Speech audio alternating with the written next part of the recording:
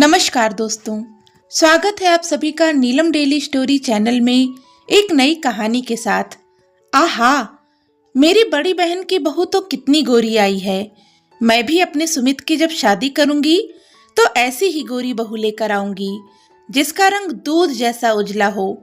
अरे तुम भी क्या बात लेकर बैठ गई। जब से अपनी बहन के घर से आई हो तब से बस गोरी बहू एक ही रट लगा रखी हो। क्यों ना लगाऊं रट, एक ही तो बेटा है मेरा।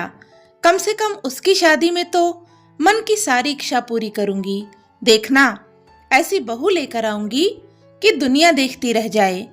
कौशल्या जी जब से अपनी बड़ी बहन के घर से लौट कर आई हैं तब से बस एक ही ख्वाब मन में लिए बैठी हैं कि जैसे उनकी बड़ी बहन की बहू गोरी और सुंदर आई है वैसे ही उनकी बहू भी बहुत गोरी और सुंदर हो।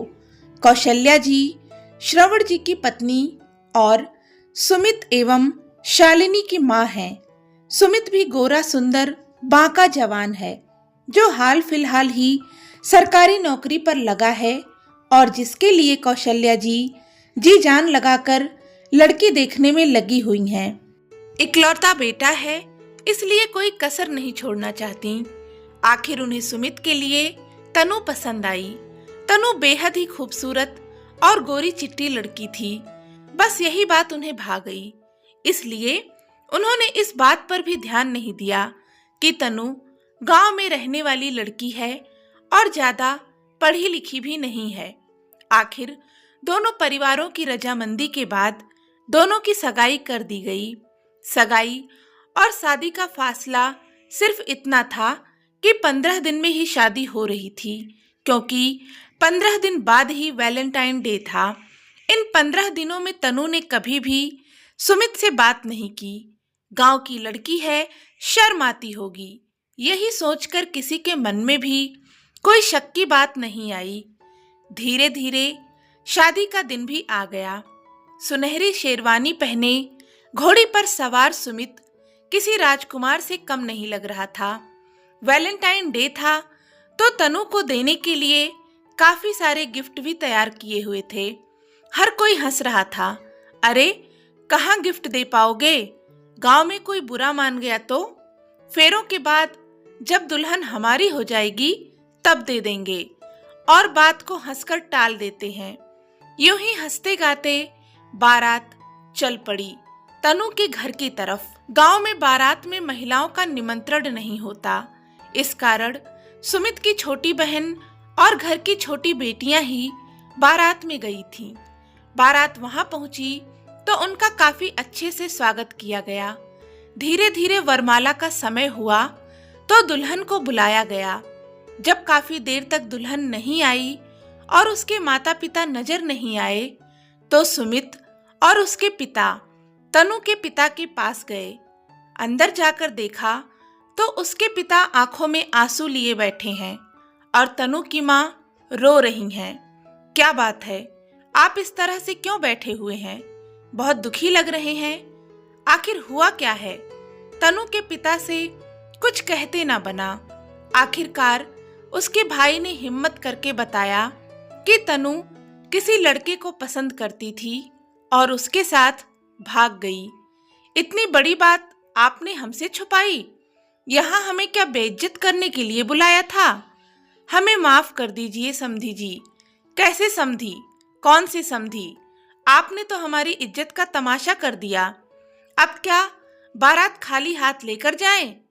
बात बढ़ती देखकर गांव के पंचों ने और बारात में आए बड़े लोगों ने बीच बचाव किया और निर्णय यह हुआ कि तनु की छोटी बहन विजया का विवाह सुमित के साथ कर दिया जाएगा, जिससे बारात खाली हाथ ना लौटे। आखिर अपने परिवार की इज्जत के लिए सुमित ने भी हाँ कर दी। विजया तनु जितनी गोरी नहीं थी पर सुंदर तो बहुत थी। सांवला सलोना रंग, तीखे नैन नक्श, कमर तक लहराते बाल। विजया किसी भी मामले में कम नहीं थी। आखिरकार विजया की शादी सुमित के साथ कर दी गई और वह विदा होकर ससुराल आई। सुमित की मां जब दुल्हन को लेने के लिए आई तो दुल्हन को देखकर उन्होंने अपने पति से कहा यह मेरी बहू नहीं है। यह किसे ले आए आप? मेरी बहू काली नहीं थी। तभी सुमित के पिताजी कौशल्या जी को जबरदस्ती खींचते हुए कमरे में ले गए। भाग गई तुम्हारी वह नालायक गोरी बहू। धोखा हुआ है हमारे साथ। आप बारात को खाली तो ला नहीं सकते थे, इसलिए ले आए हैं इसे। अरे तो लौटा लाते खाली बारात, ये काली बहू क्यों लाए? मेरे बच्चे की जिंदगी बर्बाद कर दी आप लोगों ने। अरे तुम तमाशा मत करो, घर में इतने मेहमान मौजूद हैं। कह रहा हूँ चुपचाप जाकर दुल्हन को अंदर लेकर आओ। इस बच्ची ने हमारी इज्जत रखी तो तुम भी इसका कुछ मान रखो।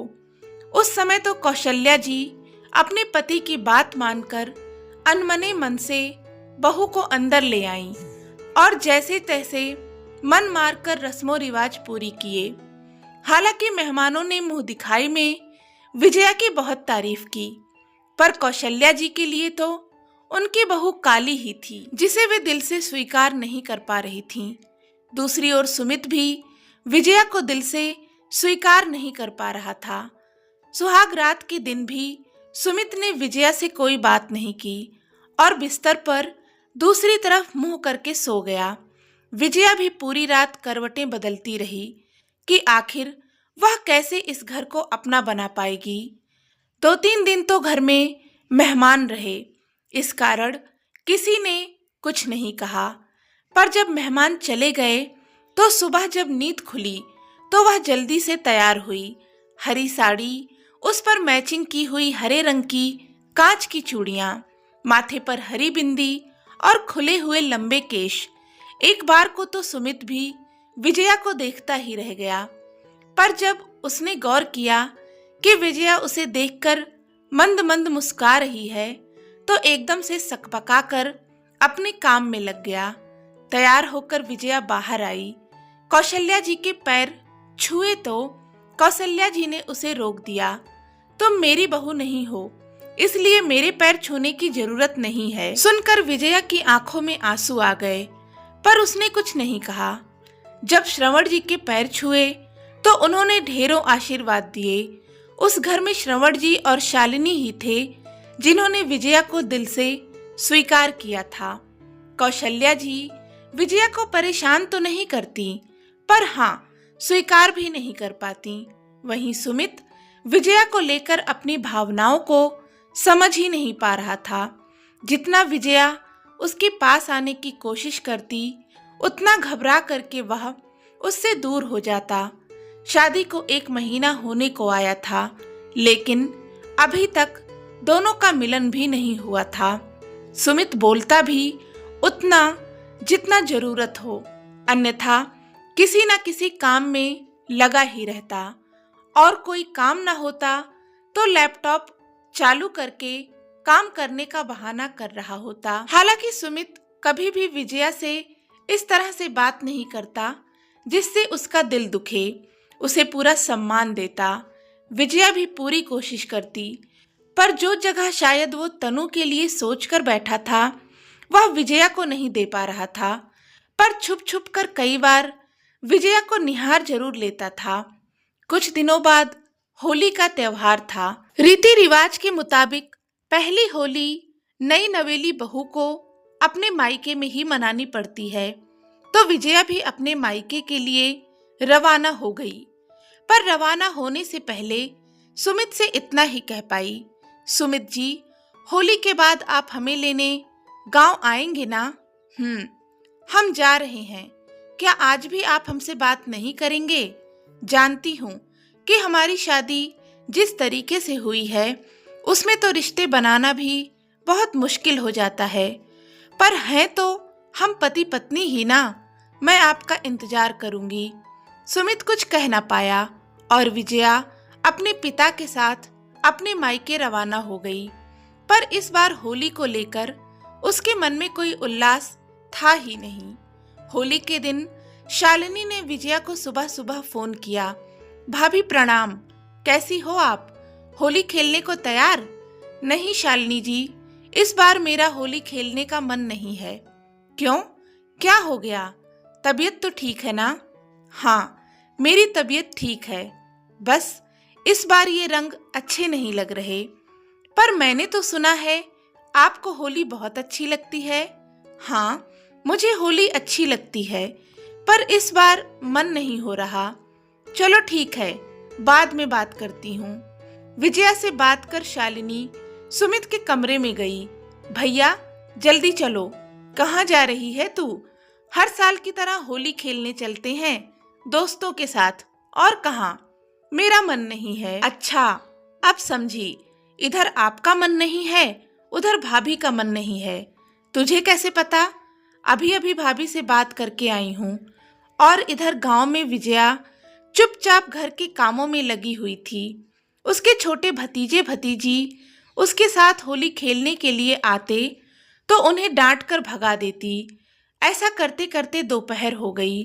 विजया आंगन में रखे कपड़े लेने के लिए आई तो उसके 9 साल के भतीजे ने उसके ऊपर रंग डाल दिया।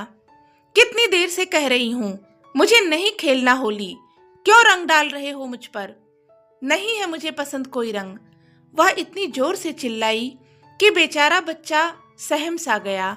तभी अचानक उसके ऊपर किसी ने बाल्टी भर रंग डाल दिया। गुस्से में विजया पीछे पलटी तो देखकर हैरान रह गई।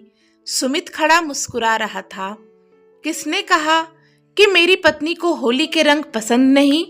मुझे तो मेरी पत्नी हर रंग में पसंद है। सुमित जी आप? हाँ मैं।